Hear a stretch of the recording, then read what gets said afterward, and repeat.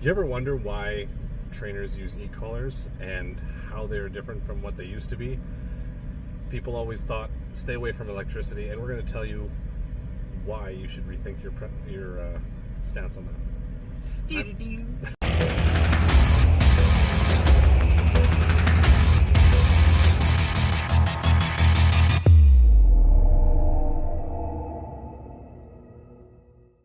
I'm Jason Arsenault, former police officer, dog trainer, business owner, entrepreneur.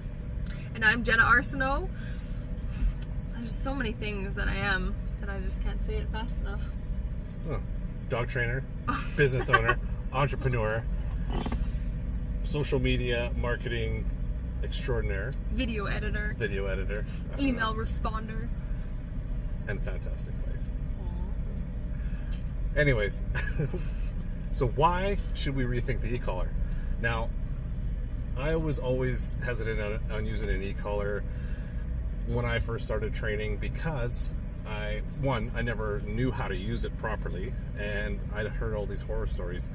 Back in the old days, there was the e-collars that they had had two settings, right? They had low, which sometimes the dogs could barely feel, and high, which was like shock the out of your dog, blow their minds. So they've come such a long way in e-collar development. So now you get a lot of them that will range from anywhere from level 1 to 100. There's some that go up to 160. There's some that go to level 10 but have different sensations or different what am I trying to say here? Frequencies? Yeah.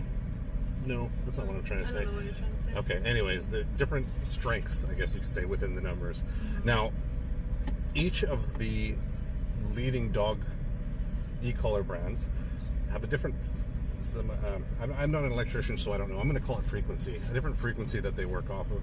So they feel different to the dogs. Now, if you're going to get an e-collar for your dog and you want to do training, there's two things that I suggest. One is find a trainer immediately. Get them to help you work through the e-collar training.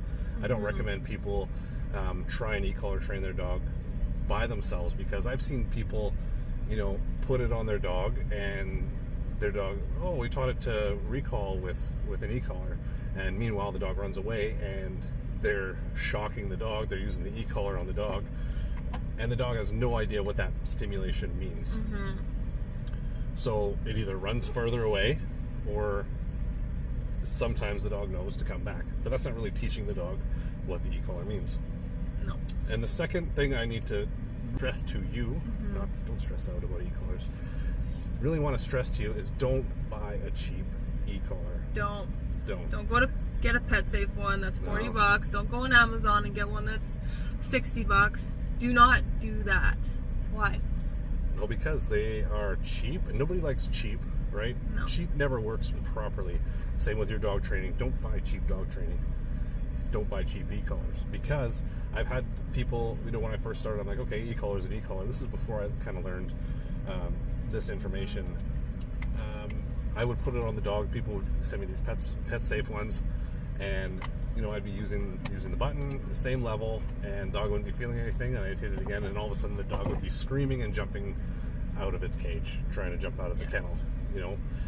They're super unreliable. Very unreliable, and the sensation's very, very sharp, and they're not very good. The consistency was not there. Exactly. So